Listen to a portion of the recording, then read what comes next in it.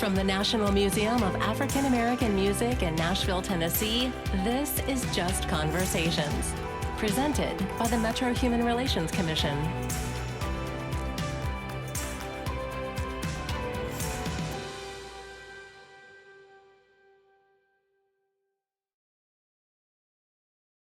Welcome to this Just Conversations episode on reimagining policing and public safety, being filmed here at the National Museum of African American Music. I'll be your host, Davie Tucker. I'm with American Baptist College, part of the SEAL Initiative, Social Justice, Equity, Advocacy, and Leadership. I have four great panelists here, and we're looking for an engaging conversation. As you're well aware, there's been increased attention around policing reform, and even expanding the idea of what public safety and policing is. Typically, governmental agencies define policing as, public safety as police and fire. But many others, sociologists and others, say that public safety involves other components, such as housing, mental health care, and other things. So hopefully today, we will delve into some of those issues.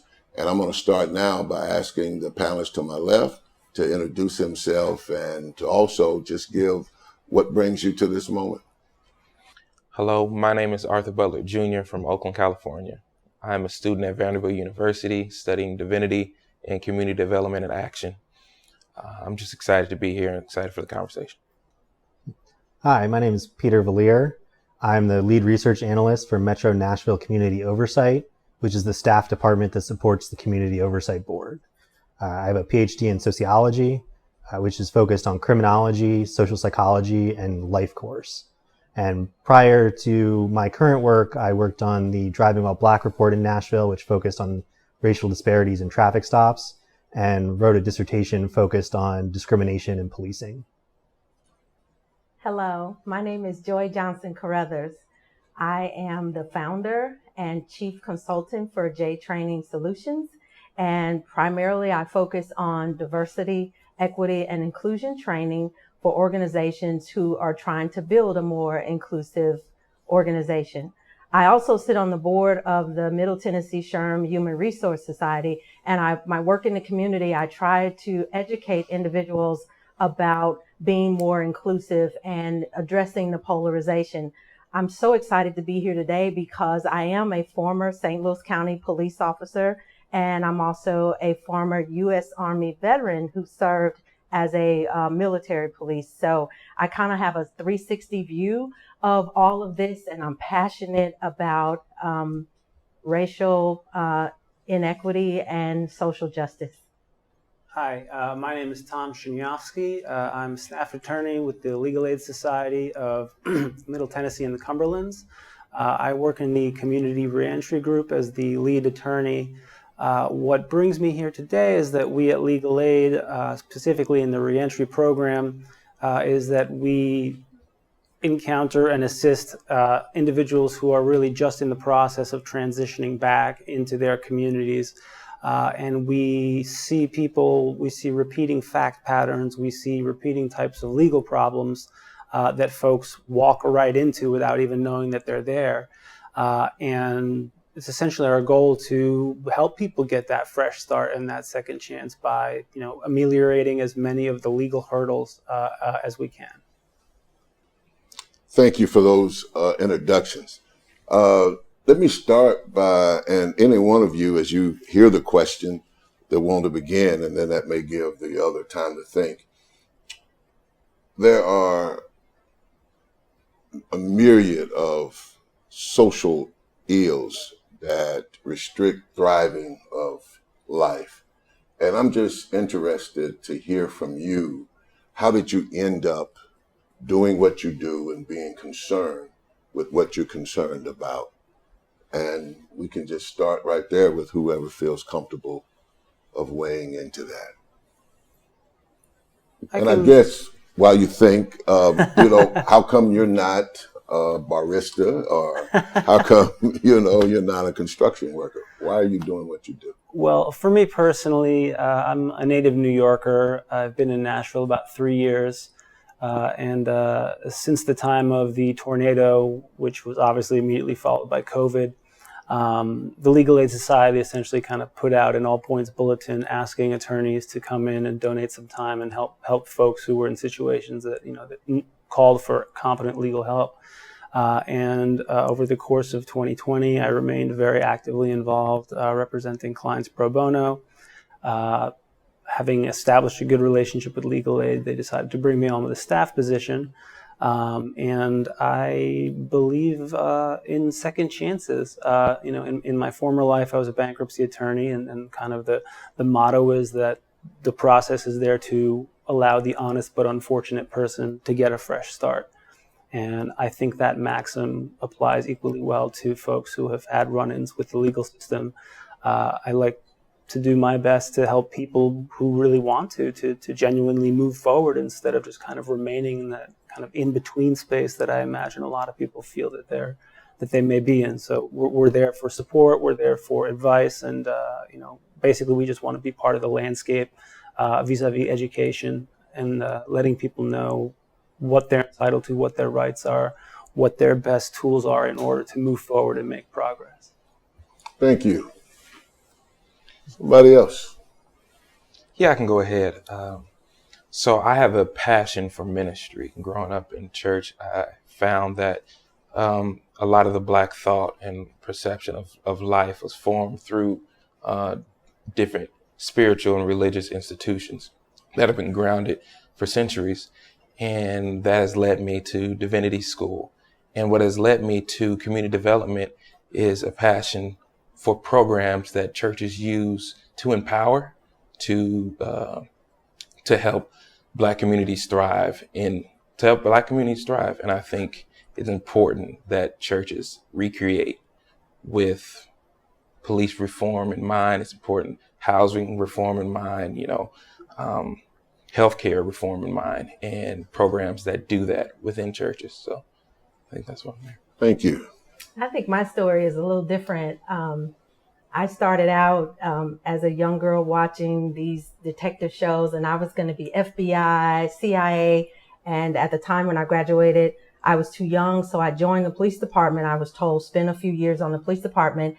And one night, Super Bowl Sunday, my patrol car was rear-ended by a drunk driver. And I was told there was no space for me as a young police officer and female at that during that time for light duty, and the doctors wouldn't release me. So I lost my career, my focus on spending a lifetime in law enforcement because of a drunk driver who actually a year later had to pay me $1,000 restitution. So I had a choice to be bitter and angry for the rest of my life, but I chose to take that energy that I had and that disappointment to try to make a difference in the world in a different way other than law enforcement. So I entered into higher education and, had a couple kids and realized, I need to make more money. So I went into corporate America, but I realized that all the training and development we were doing for leaders impacted thousands of people's lives. And the one message that was missing was diversity, equity, and inclusion. And so that subject chose me, and I was, delivering this content when it was not popular. And now with, the video cameras and the whole world knows that we need to address these issues. I've been doing it for 20 years now. So this chose me, and the path that I'm on is because I choose to be a part of the change that I want to see in the world. Thank you. And when I graduated college, I actually was a social worker. I worked with people living with HIV, navigating the healthcare system. And so I was working on health inequality. And so my focus was really on how is our society so unequal that we have people who can't afford medications and can't afford housing. And as a young 22-year-old trying to navigate the social resource system that was broken at that point in time, back, in the 2008, was already broken. And so I started my career focused on inequality and health outcomes. And I started my research career focused on that. And further I got into research and understanding inequality, I realized that one of the largest drivers of inequality in our society is the criminal justice system.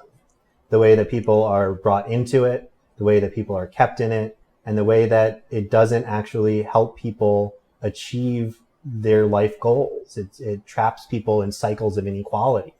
And so that's how I became focused on criminal justice, because if our goal is to address social inequality and racial injustice, the criminal legal system is where we need to be doing the work.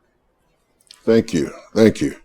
As we look at reimagining policing, meaning however you see it now, give me one or two things that current policing philosophy and ideology, from your perspectives, really need to change. And I'm going to go over here to back to the Vanderbilt divinity student, of which, me being a reverend, there may be some. Yeah.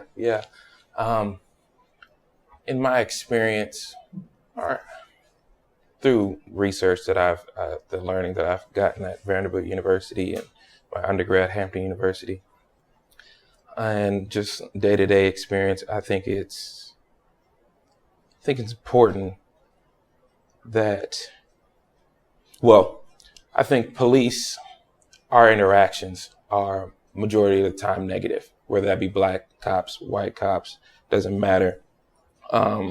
There is a stigmatization, there is a prejudice on the policing of black bodies that, impacts life chances. And I don't know too much of the teaching police. I've never been to a police academy, but what I see when police walk, or police are in schools, my high school, when I see that, when I experience that, it is frightening, and it is not caring, and the impacts on the bodies, my body, many of those who have been policed is negative. And I think there has to be some change in the teaching, and I want to say anti-black teaching, because I think it's important to name that the history of policing is anti-black, and a lot of the teachings that have been sustained through time is anti-black. So I think that can. So let me ask you just for clarification. So are you saying, and are you suggesting that maybe police training need to actually name that thing and call it that? I think that is so important, naming, calling it, because when we don't, it overlooks, it moves past. Naming so important. I think it without naming it, it moves past it and doesn't give way to reform that actually can take place. Right. And I think naming is important. Joy, I want to jump to you, since you do this DEI stuff that's such the buzzword now, that even as I look at it, I have to legitimate it by who the presenters are. Yes. And that would be a great show in and of itself. But kind of jumping on what Arthur just said, what do you think about this idea of, in reimagining policing, this idea of naming it, maybe even having anti-black training in an institution that we know historically? Right. Right. I think a lot falls on the police department in terms of the bias that are against them, or the perceived bias that the police have against communities, particularly the Black community. But it's a bigger issue. It's a national issue. We have a history in America of not respecting, not seeing Black bodies as human. And so that is bigger than the police department. And if we just focus on the police department, but we don't focus on the lobbyists, we don't focus on our politicians, we don't focus on the people that we elect year after year who don't care about these communities. And I remember when I went through the police academy, I was attracted to being a police officer because of the words protect and serve. And when you're protecting someone, when you show up, you go get behind me. I'll take the bullet. You're not firing the bullets. If I'm serving someone, I'm coming in saying, what do you need? How can I help you so that I can serve you? But when I went through the academy, the first words, they were like, get that out of your head. First of all, you're this little skinny female, so there's some issues there with even being a female in that space, being Black in that space, but also being told when you go on a call, you need to take control. And this is what I was taught. And so regardless of what the mission statement and all of those, when you're being taught by senior and fellow officers to take control of a situation, what does that mean? You don't go in asking questions. To protect and to serve, you have to ask questions. You have to slow things down. You have to assess before you go in with guns ablazing. But when you're told you need to take control, it's a power dynamic. It's, you need to listen to me. You have to respect me. But where's the respect for the people that you're sworn to protect and serve? And so it's an education, not of just this nation that needs to be reimagined, but that education has to trickle down and specifically to the police who are sworn to protect. So you're saying basically then police training needs to be inclusive of more than just police training? Yes, because you have to, be connected to that community. So if I walk into a home, if I live, so some of the things that successes that they've had is police who are part of the community. If I'm part of a community and I know Joe Blow gets drunk on Thursday nights and he has a problem, I might, kind of like some of those shows back in the day, Andy Griffin, where they just lock Otis up and let him sleep it off before he, caused any problem. If I knew that Joe Blow has a problem on Thursday nights, I might go catch him at the bar and say, you're not going home tonight. You're going to cause a problem. If I know about the people that I'm serving, then I am going to address their issues individually rather than I'm going to fix everything with a hammer, or in this case, fix everything with a gun and with my power and my authority. Thomas, you typically encounter folk on the backside of their encounter with police. Correct. And just following this whole idea of police need to be aware of the anti-Blackness that may exist. First of all, do you think that's legit? And if it is, how does it show up in what you do? Speaking personally, I can't claim to have firsthand knowledge, but, a lot of our work, I speak to clients by phone, I speak to client advocates, so we kind of have a lot of anecdotal evidence. But, if you wanted to boil down just to one quantifiable empirical statistics, I could just show you my list of open cases, and the unfortunate reality is that the overwhelming majority of the people on my list are people of color, tend to be of lower socioeconomic backgrounds, without access to education, without access to the life skill development type of work that I think is important, especially for somebody who's trying to kind of right something that they, misstepped on in the past and move forward. So just from that perspective and just from what you just said, as it relates to reimagining policing, and again, based that you catch them on the back end, what are a couple things, and I don't want to put you on the spot too quick if you hadn't thought about it, but what are a couple things that you would say to police on the front that would impact your job on the back? Right. I think that one potential valuable addition to the kind of prevailing paradigm might be to give some direct education to police officers about, hey, by the way, after you have your encounter and after you fill out your paperwork and after that person is processed, let me just explain to you what they have to do after that and the steps that they have to go through to get their life back on track. Let me explain to you exactly how much of a stigma can be attached to somebody based upon even, a single interaction with law enforcement. And I would like to think that just kind of a greater sense of awareness, and with more people on the front end being cognizant of the effects on the back end, I think that kind of tying together the entire picture and really raising awareness, I'm an optimist. So I would like to think that would shape the way that enforcement, interacts with the community. Okay. Peter, you're a scientist. I'm well familiar with a lot of your work, particularly with the Driving While Black report that was really instrumental in starting to move the ball forward here in Nashville. And several years out from that, the numbers of arrests and car stops here in Nashville have gone down considerably, but the disproportionate nature still exists. Again, following this whole idea of anti-blackness, and again, naming it, if that's not how you see it, call it that, but if it is, and what do you attribute that to?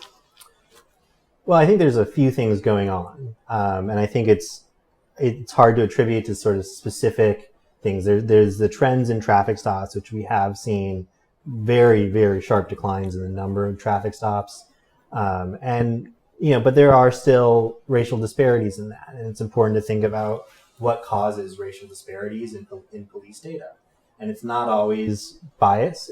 That's one way that can cause racial disparities to be observed, but it's also the fact that police end up working in communities of color much more often than predominantly white communities. And we also know that our Black communities tend to have more victimization. So police try to match where they're policing onto where people are being victimized. And what we end up seeing when we look at a lot of this data is that our Black community members are much more likely to be victimized, are much more likely to be victims of violent crime or property crime. So they're experiencing a lot of the public safety concerns much more acutely.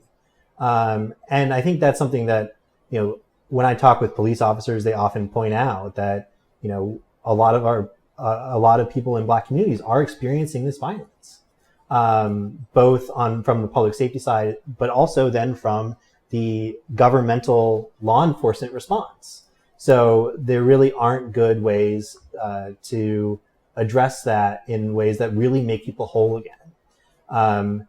So it's hard to say whether or not, some of what we see is due to bias or due to other causes. But what we can see from sort of qualitative research is that people are experiencing policing very differently.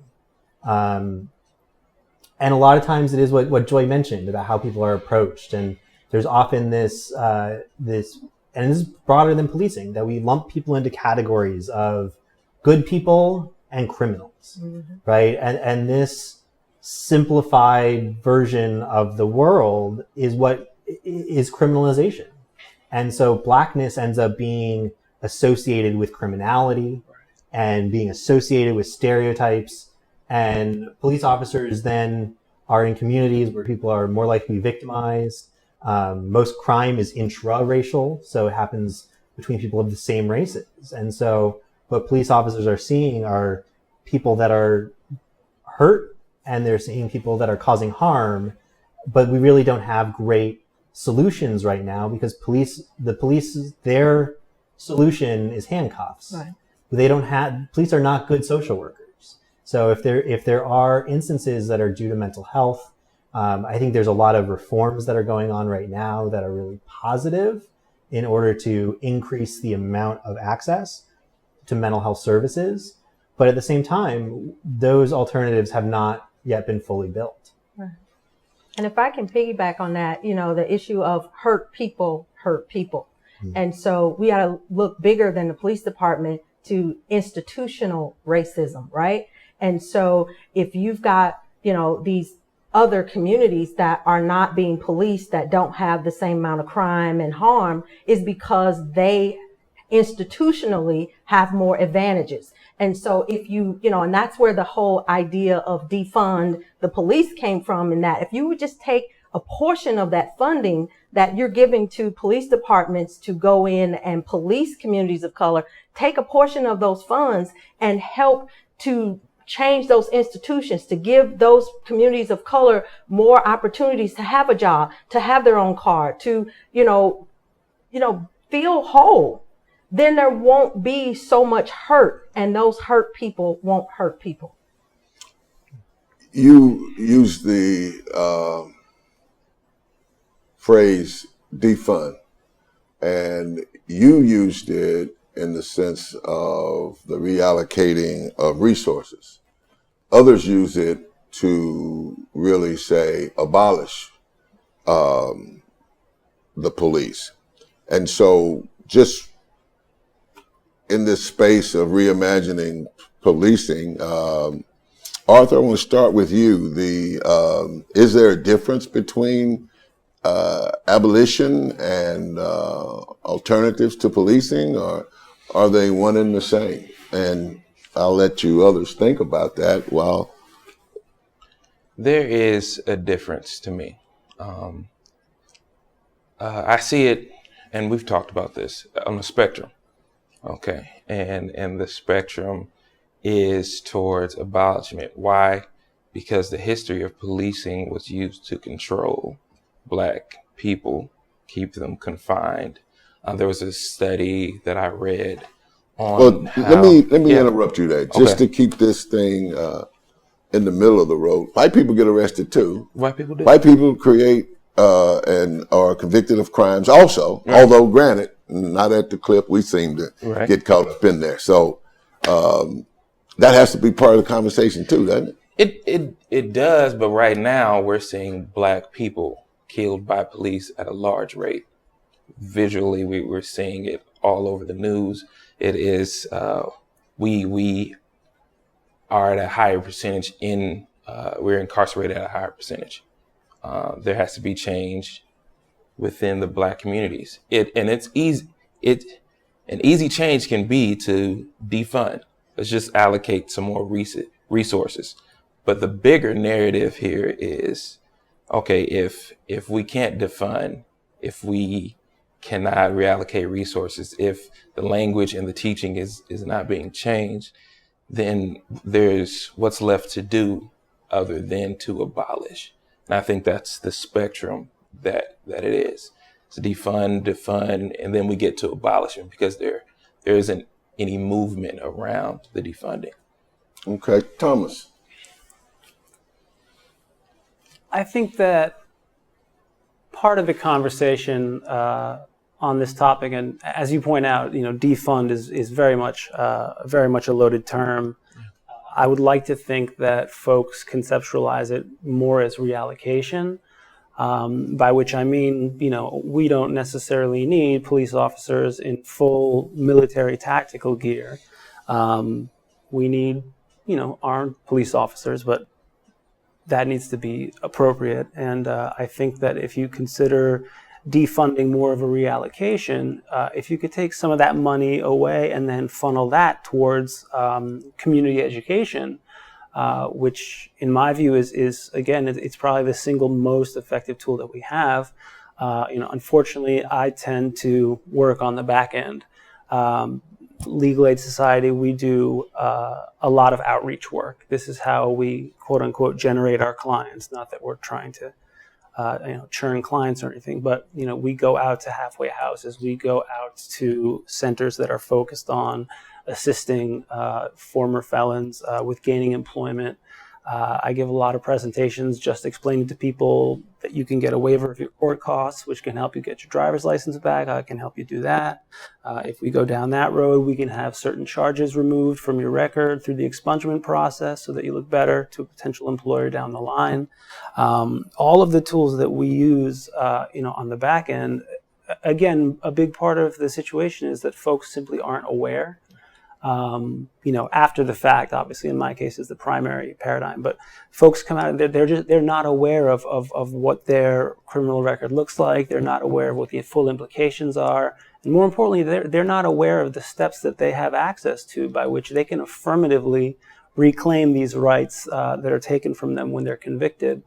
And I think that if we could apply a loosely analogous model to the front end of the process and to really make this type of community awareness more of a part of the day-to-day culture.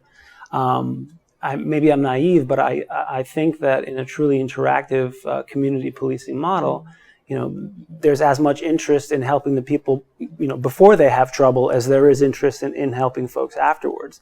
And so just to me, it's just always it's a shame when I meet somebody on the far end of the process, and I can clearly see that they just didn't really understand what was going on the way in, and may have gotten taken along for a ride that wasn't necessarily appropriate. Peter, when we opened, you said you made a comment about the criminal justice system and how the way policing is done enters one into this system.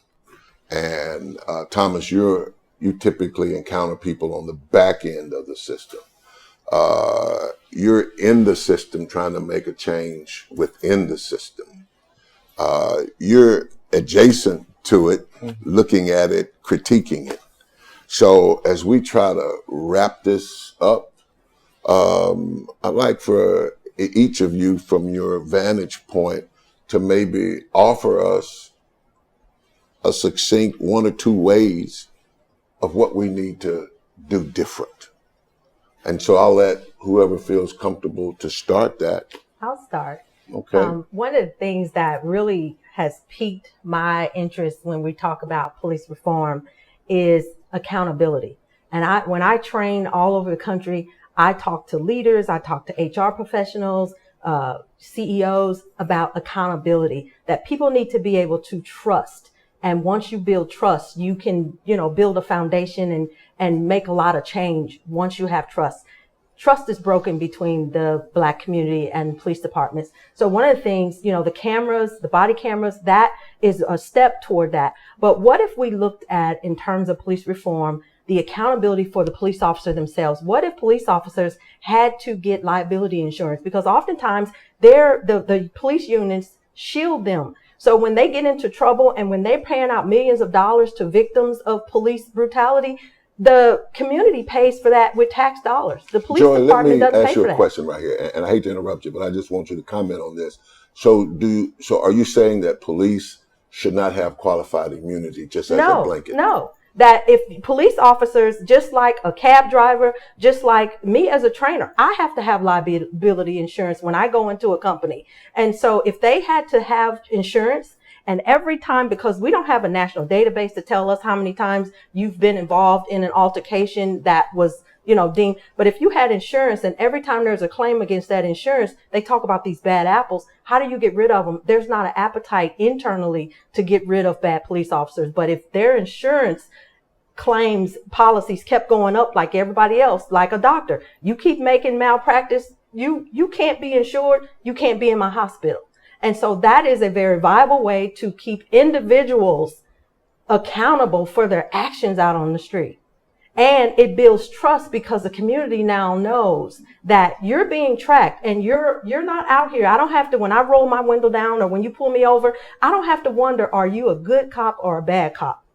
That is building trust, that I don't have to think about, hands on the wheel, that if you make a mistake, you're going to be held up personally accountable for doing those things that are outside of what the police department and what our nation says is service. Thank you. I think that's concrete. Next, somebody. Peter. So I think we've asked police to do a lot in our society. Mm-hmm. We've asked them to do too much. And I think when we really get into the problems that police are facing every day, we have failed as a society to address a lot of those problems upstream. So police are catching all of the things at the end of the river, but we could be catching things upstream. We could be having stronger public health programs, mental illness programs. We could be having case management programs around homelessness. We could have better housing programs. We could be investing upstream. We could have, one of those issues is really around healthcare, right? Access to healthcare, mental health care, access to housing, access to social services, access to the basic standards of living that give people the security to achieve their goals and to build a life and build their community and be involved in their community. Let me just ask you this. So if that were to happen as a matter of public policy, that would mean that resources would have to be allocated toward that end. Mm-hmm. As a scientist, do you see a correlation between a need of not funding police at the same level if resources were given toward those ends? I think the question really is about what order we do this in. For me, and this is my opinion on this, the ordering matters, right? If we invest upstream, we're going to see returns in the future. And I think we have good evidence that we're going to see future returns. But that doesn't change our current need. And so we have to also be building programs that are parallel to what police do, that provide different services in a non-punitive way, so that we can get to a point where we can in the future divert monies into that. Pulling a lot of money from the police department and putting it in other services that won't have a return for several years is going to leave a resource gap. And I think what's ended up happening in predominantly low income and communities of color is decades of disinvestment and resource gaps. Mm-hmm. And so I think if we don't do this with smart policy, where we build up resources in communities, we could just create more inequality and create more resource gaps. So I think it's really important that we have strong advocates that are doing the policy, and that we really move forward in a way that can build this out in a equitable and just fashion. Thank you. Thomas, you or Arthur, a couple concrete things that we can do as we try to reimagine policing and public safety. I mean, it's obviously a question that we could have a day-long conversation on. One of the interesting aspects of the work that I do is dealing with people who again are on the back end. Is I often hear stories about those folks and subsequent interactions with law enforcement.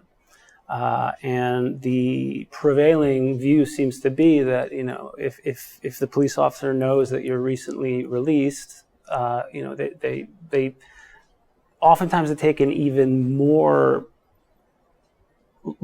assertive and bold kind of presumption that, oh, this is somebody we really need to look at. And what part of what Legal Aid is trying to do is to turn it on its head a little bit. And if we can get out front, and if we can get people to build these relationships, if we can get the police to interact with the community on a day-to-day level in a way that brings productive discourse, more than just, hey, what do you have in your pocket kind of transactions. I think it's always a shame, because the work that we do on the back end, helping people get back into shape for employment, to qualify for housing, to qualify for additional schooling or community service programs. I think that if that type of education were built into the earlier phases of the program, and if that could be potentially integrated into kind of a mixed model, there's policing in the traditional sense, where there has been maybe a violent crime and you need someone to intervene.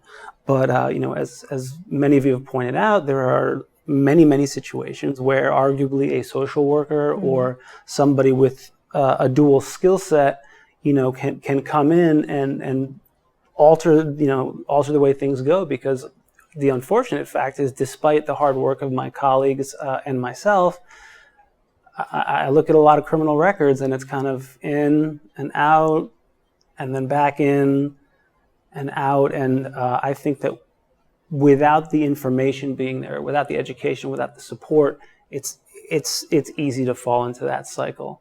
And again, this is probably one discrete part of a problem that is a much larger mosaic of social issues. But that's one thing that comes to mind for me personally. Thank you.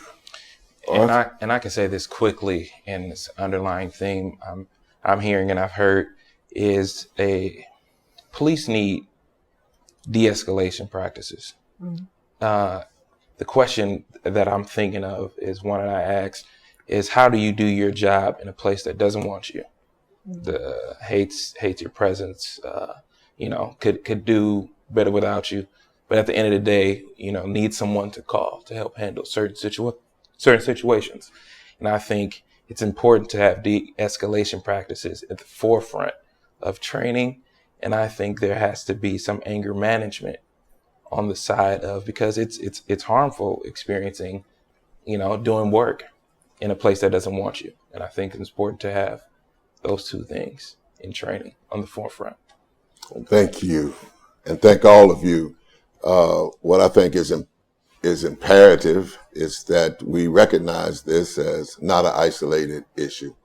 If we're going to reimagine policing and public safety, I think our country is going to have to take a look at the systemic, institutionalized racism that exists, that one system holds up another system that perpetuates another system. So to reach in like a surgeon and do cuts on policing to try to surgically fix it is, from what I hear from you, is not going to happen unless we tap into other areas where there are disproportionate outcomes that affect individuals' ability to thrive in this country where supposedly everybody's supposed to make it. So again, I thank you for joining me in this discussion. And we also like to thank the National Museum of African American Music for hosting this event. And thank you for tuning in to this Just Conversations episode on reimagining policing and public safety. If you'd like to look at any of the other episodes, you can go to www.justconversations.org. Thank you, and thank you.